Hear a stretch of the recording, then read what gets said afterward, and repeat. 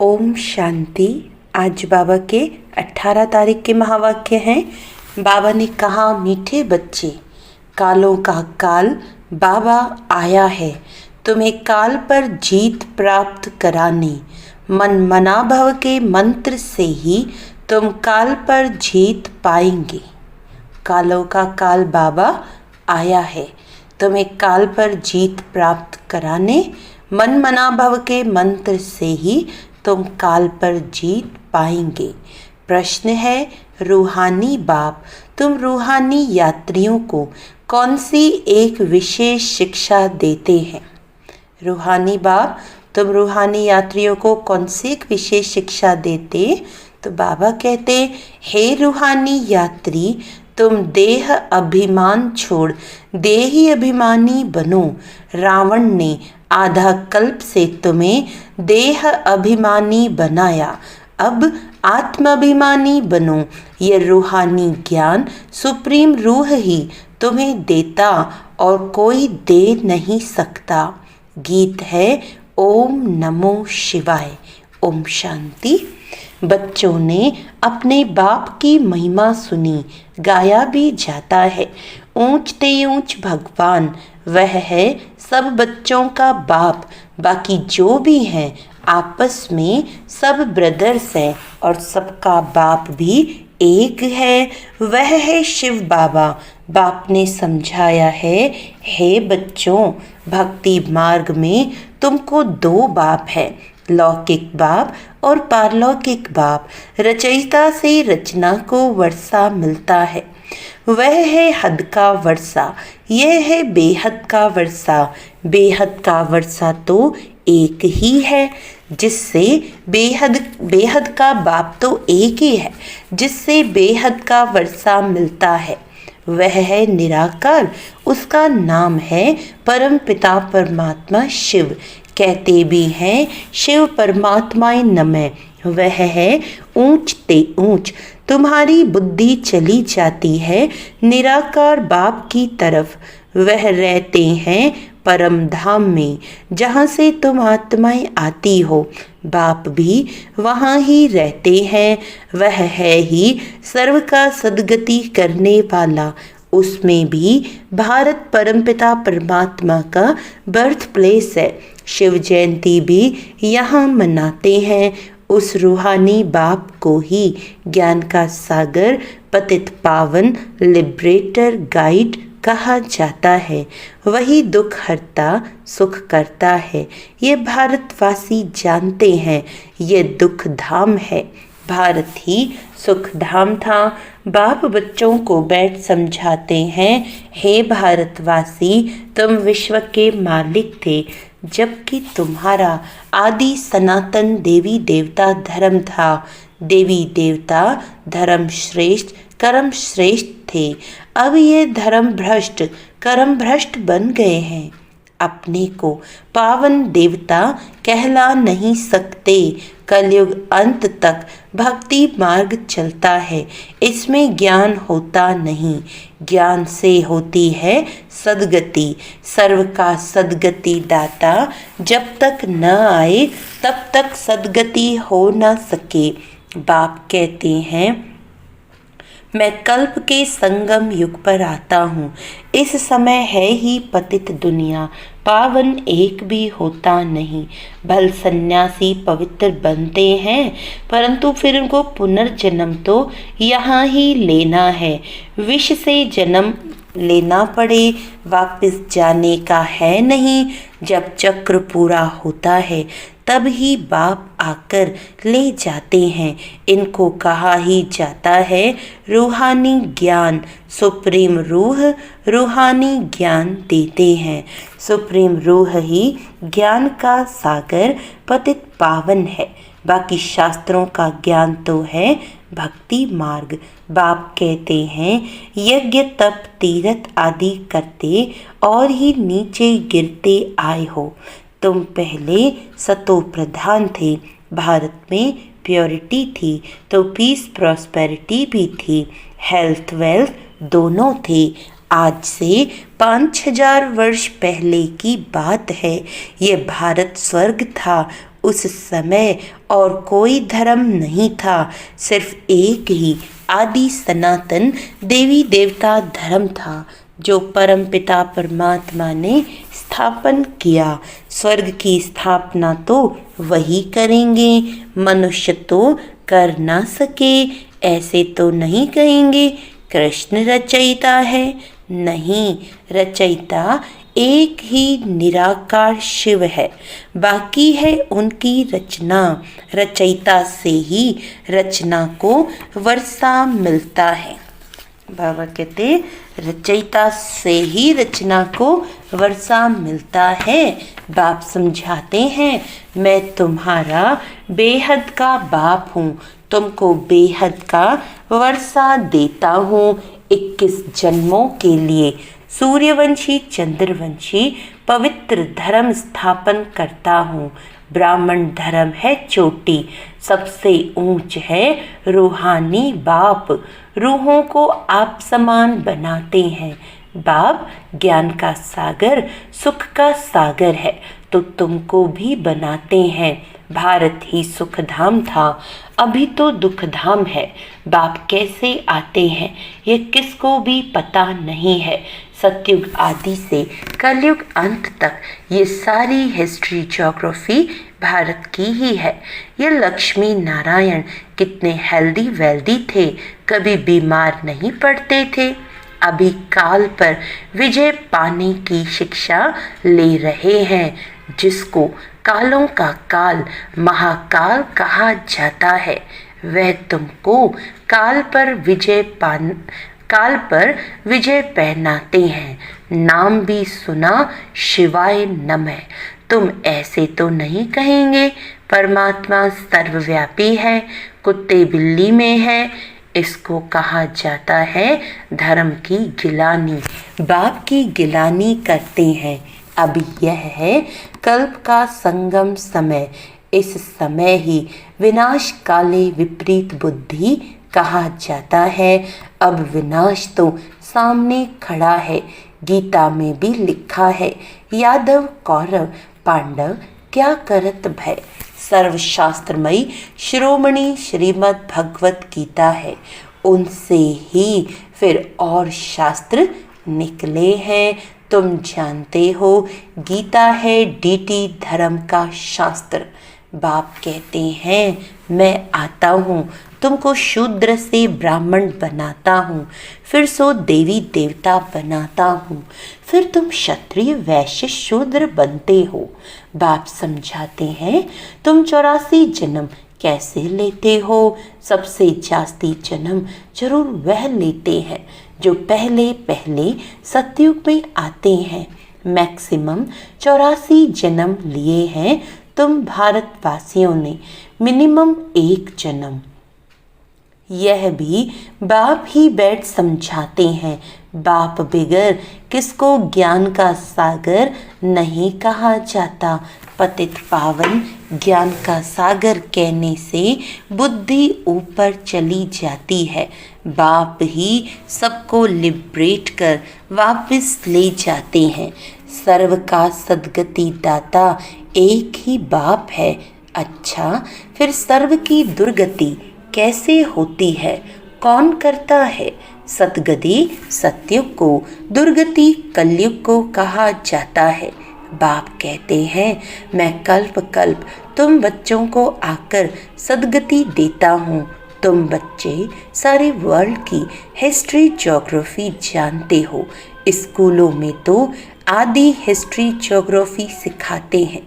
सतयुग त्रेता में कौन राज्य करते थे किसको पता नहीं। चित्र तो बरोबर है, ये लक्ष्मी नारायण राज्य करते थे। कितना समय वह राजधानी चली तुम बता सकते हो? क्रिश्चियन डिनाइस्टी 2000 वर्ष चली। बौद्ध डिनाइस्टी इतना समय चली। इस्लामी, बौद्धी, क्रिश्चियन, उनके आगे फिर चंद्रवंशी थे जो 1250 वर्ष चले। सतयुग त्रेता में सूर्यवंशी चंद्रवंशी ही थे और कोई धर्म नहीं था। तुम ही सूर्यवंशी चंद्रवंशी बनते हो। अब फिर से बने हो ब्राह्मण वंशी। ये सारा नाटक भारत पर ही बना है। भारत ही हेल और हेवन बनता है और धर्म वालों के लिए नहीं कहेंगे। वह तो हेवन में होते ही नहीं। कोई मरता है तो कहते हैं स्वर्गवासी हुआ, परंतु समझते नहीं नरकवासियों को तो नरक में ही जन्म लेना पड़े। स्वर्गवासी स्वर्ग में ही पुनर्जन्म लेंगे। तुम बच्चे समझते हो ये लक्ष्मी नारायण स्वर्गवासी थे। उन्होंने ये राजधानी कैसे पाई? लाखों वर्ष की बात तो याद रह ना सके। सत्युग त्रेता में ये शास्त्र आदि होते नहीं। ये सारी भक्ति की सामग्री है। सीढ़ी नीचे उतरनी ही है। सतो प्रधान से सतो रजो तमो में ये सीढ़ी उतरने में 5000 वर्ष लगते हैं। सतयुग में 16 कला संपूर्ण, फिर त्रेता में 2 कला कम। आत्मा में चांदी की खाद पड़ी। कॉपर एज में आए तो कॉपर की एलॉय पड़ी। इस समय बिल्कुल ही तमो प्रधान है। आत्मा में ही खाद पड़ती है। तुम ही पूरे 84 जन्म लेते हो। ये रूहानी बाप शिव बाबा आकर रूहानी बच्चों को समझाते हैं। तुमको अब आत्माभिमानी बनना है। रावण की प्रवेशता होने से सब देह अभिमानी बन जाते हैं। अब अपने को आत्मा समझना है। हम ही 84 जन्म ले भिन्न भिन्न पार्ट बजाते आए हैं। अब 84 का चक्र पूरा हुआ। अब तो शरीर भी जड़जड़ी भूत हो गया है। द्वापर से रावण राज्य होता है। सतयुग में है राम राज्य। सतयुग में तुम आत्मा अभिमानी थे। द्वापर कलयुग में तुम देह अभिमानी बन जाते हो। न आत्मा को न परमात्मा को जानते हो। बाप समझाते हैं आत्मा एक स्टार है। भ्रिकुटी के बीच में चमकता है अजब सितारा। उनको सिवाय दिव्य दृष्टि के देखा नहीं जा सकता। वह बिल्कुल ही सूक्ष्म है। आत्मा ही एक शरीर छोड़ दूसरा लेती है। हम आत्मा ने 84 जन्म लिए हैं। परमपिता परमात्मा भी बिंदी है। उनको ही ज्ञान का सागर पतित पावन नॉलेजफुल कहा जाता है। परम पिता परम आत्मा में सृष्टि के आदि मध्य अंत का ज्ञान है। बीज रूप होने के कारण उनको सतचित आनंद स्वरूप कहा जाता है। बाप में जो ज्ञान है वह जरूर सुनाना पड़े। यह है स्पिरिचुअल नॉलेज। सब रूहों का बाप आकर रूहों को पढ़ाते हैं। तुमको आत्माभिमानी बनना है। शिव बाबा हमको पढ़ाते हैं, वही नॉलेजफुल है। बाबा ही आकर स्वर्ग की रचना रचते हैं। तुमको स्वर्ग का लायक बनाते हैं। यह सृष्टि चक्र का राज कोई मनुष्य नहीं जानते। बाप को ही न जानने के कारण भारत का यह हाल हुआ है। भारत में प्योरिटी थी तो पीस प्रॉस्पेरिटी थी। अभी तो है ही नर्क, फिर स्वर्ग में जा कैसे सकते? बिल्कुल ही पत्थर बुद्धि हो गए हैं। बाप कहते हैं मैं बच्चों के लिए कोई तो सौगात ले आऊँगा। तुमको स्वर्ग का मालिक बनाता हूँ। जिन्होंने कल्प पहले वर्षा लिया है वही अब लेंगे। मनुष्य से देवता बनेंगे। वास्तव में प्रजापिता ब्रह्मा के तो सब बच्चे हैं। अब ब्रह्मा द्वारा शिव बाबा रचना रच रहे हैं। ब्रह्मा कुमार कुमारी बनते जाते हैं। शिव बाबा से वर्षा लेने के लिए पुरुषार्थ करना है। तमो प्रधान से सतो प्रधान बनना है। बाप कहते हैं बच्चों मुझे याद करो तो तुम्हारे सब विकर्म विनाश होंगे। ये स्पिरिचुअल नॉलेज सिवाय बाप के और कोई दे नहीं सकता। रूहानी बाप ही रूहों को नॉलेज देते हैं। तुम रूहानी यात्रा करते हो, देह अभिमान को छोड़ देही अभिमानी बनते हो। आत्मा अविनाशी है, आत्मा में ही पार्ट भरा हुआ है। आत्मा कैसे 84 जन्मों का पार्ट बजाती है अब मालूम पड़ा है। हम सूर्यवंशी थे, फिर चंद्रवंशी बने, फिर हमको सूर्यवंशी बनना है। अभी बाप सतो प्रधान बनने की शिक्षा देते हैं। मामेकम याद करो। भगवानुवाच्य गीता का भगवान शिव बाबा है, न कि श्री कृष्ण। कृष्ण की आत्मा भी अभी सीख रही है। अच्छा, मीठे मीठे सिकी लदे बच्चों प्रति माता पिता बाप दादा का याद प्यार और गुड मॉर्निंग। रूहानी बाप की रूहानी बच्चों को नमस्ते। हम रूहानी बच्चों की रूहानी बाप दादा को याद प्यार गुड मॉर्निंग, नमस्ते नमस्ते नमस्ते जी। धारणा के लिए मुख्य सार है रूहानी यात्रा करनी और करानी है। स्वयं को सतो प्रधान बनाने के लिए एक बाप को याद करना है। आत्माभिमानी बनने का पूरा पूरा पुरुषार्थ करना है। काल पर विजय पाने के लिए बाप की शिक्षा को ध्यान पर रखना है। अपने को रूह समझ रूहों को ज्ञान देना है। वरदान है आवाज से परे की स्थिति हो। आवाज से परे की स्थिति में स्थित हो। सर्व गुणों का अनुभव करने वाले मास्टर बीज रूप भव। जैसे बीज में सारा वृक्ष समाया हुआ होता है, वैसे ही आवाज से परे की स्थिति में संगम युग के सर्व विशेष गुण अनुभव में आते हैं। मास्टर बीज रूप बनना अर्थात सिर्फ शांति नहीं, लेकिन शांति के साथ ज्ञान, अतीन्द्रिय सुख, प्रेम, आनंद, शक्ति आदि आदि सर्व मुख्य गुणों का अनुभव करना।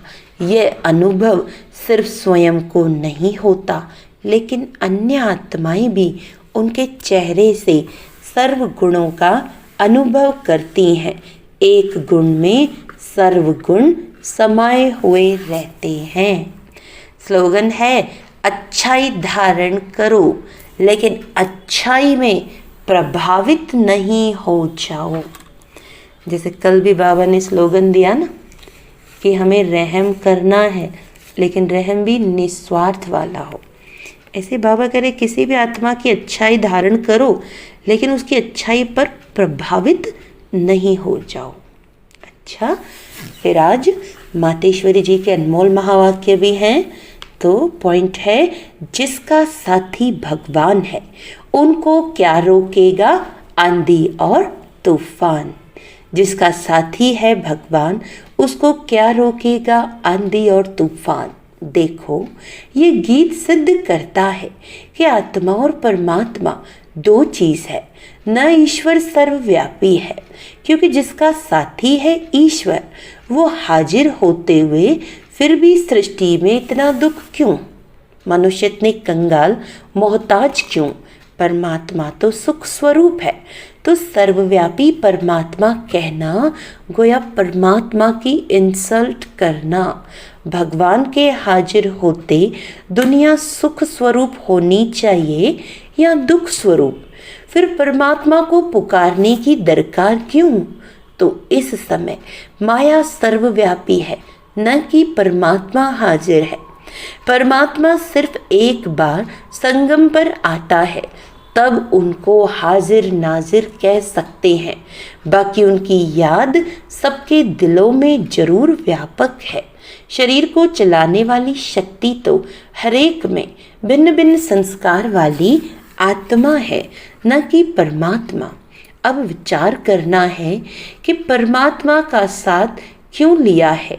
इस माया के आंधी और तूफान से पार होने के लिए तो जरूर कोई माया का तूफान है, जिससे पार होने के लिए उस परमात्मा का साथ आत्माएं मांगती हैं।